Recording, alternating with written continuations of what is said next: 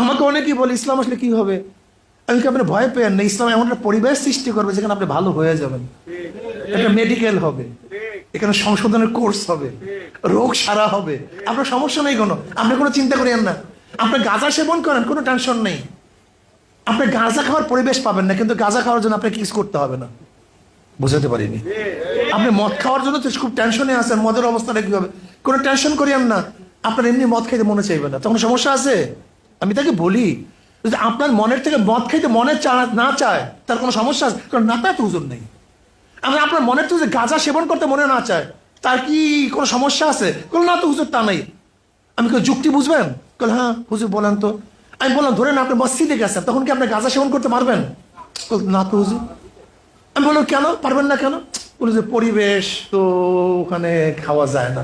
মশলা ও ভোগপণ্যের গুণগত মান নিয়ে চিন্তিত? নিশ্চিন্তে ব্যবহার করুন ফাইজান মশলা ও ফুড প্রোডাক্টস। বাজারে এসেছে ফাইজানের হলুদ, মরিচ, সরিষার তেল, সুগন্ধি চিনি গুঁড়া চাল, মসুর ডাল, ধনিয়ার গুঁড়া, জিরার গুঁড়া, চা, আটা ও আখের চিনি। খাবারের স্বাদ ও পুষ্টিগুণ বজায় রাখতে ফাইজানের খাঁটি মশলা ব্যবহার করুন।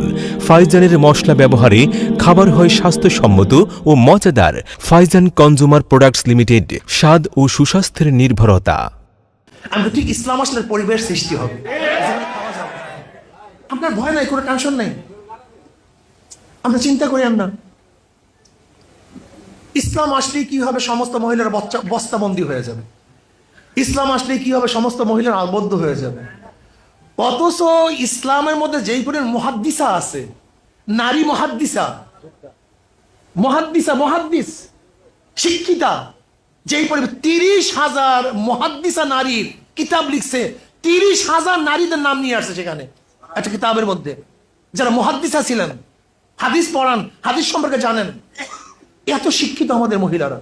আম্মা জান আয়েশা সিদ্দিকা রাদিয়াল্লাহু তাআলা আনহাকে বাদ দিয়া গোটা ইসলামী জগতের কেউ কি আলেম হতে পারবে? আমাকে বলেন তো। হ্যাঁ, এর মধ্যে উস্তাদ।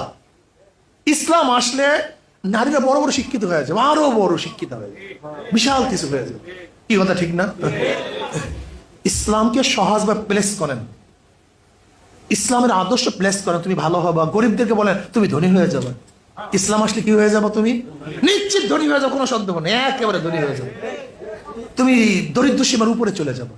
বিধবাকে বলেন ইসলাম আসলে তোমার কোন টেনশন না, তোমার পেটের টেনশন রাষ্ট্র করবে, তোমার বস্ত্রের টেনশন রাষ্ট্র করবে, তোমার খাওয়ার টেনশন রাষ্ট্র করবে।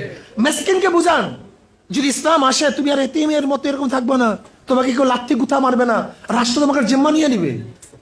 সমস্ত জিম্মা কার? বলেন, এতিমদের জিম্মা কার? মিসকিনদের কার? অবহেলিত মানুষের জিম্মা কার? সব রাষ্ট্রের।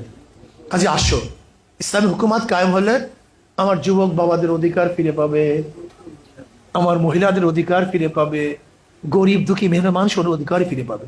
এজন্য আসুন আমরা ইসলামী হুকুমাত কায়েম করি, সহজভাবে বুঝাবার চেষ্টা করি।